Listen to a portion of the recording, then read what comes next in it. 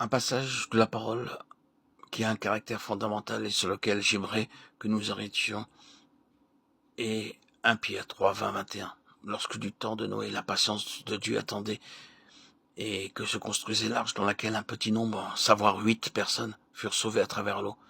C'était une figure du baptême qui maintenant vous sauve et qui consiste non dans la purification des souillures du corps, mais dans l'engagement d'une bonne conscience envers Dieu par la résurrection de Jésus-Christ.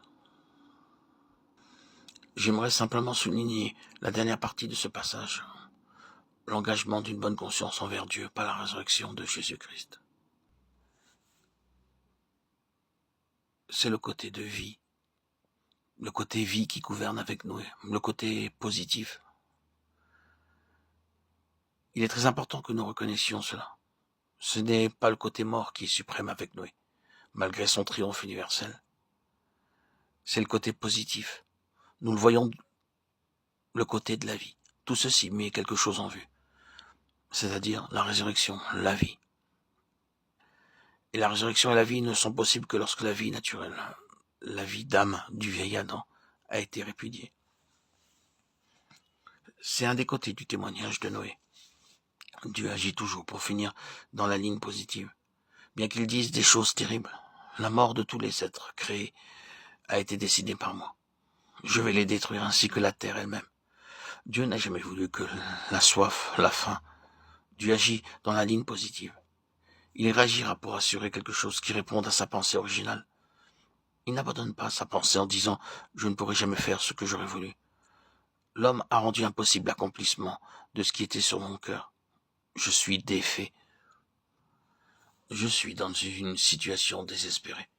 J'effacerai tout cela et essaierai autre chose. Il n'en est jamais ainsi pour Dieu. Et quels que soient les moyens auxquels ils doivent recourir pour revenir à sa pensée, il ne fait jamais que revenir à sa pensée pour l'accomplir. Il agit et réagit en gardant toujours la ligne positive. S'il n'en était pas ainsi, Dieu serait défait et encore défait et encore défait. Il serait comme un Dieu désespéré, impuissant, qui ferait de futiles tentatives tout au long de l'histoire.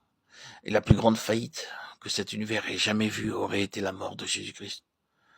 Or, nous savons que la mort du Seigneur Jésus a été le plus grand triomphe de Dieu que cet univers ait jamais connu. Elle a ouvert le chemin pour une nouvelle création. Dieu agit toujours dans la ligne positive. Mais nous ne pouvons jamais être dans la ligne positive, nous ne pouvons jamais arriver à la vie avant d'avoir répudié ce que Dieu a répudié. Et Dieu a répudié la vie naturelle, la vie de l'âme, en tant que chose dominante dans la vie de l'homme. Pourquoi cela ? C'est parce que depuis la transgression et la chute d'Adam, la vie naturelle de l'homme, sa vie d'âme, est une vie fausse. Cela a été manifesté très fortement en Caïn.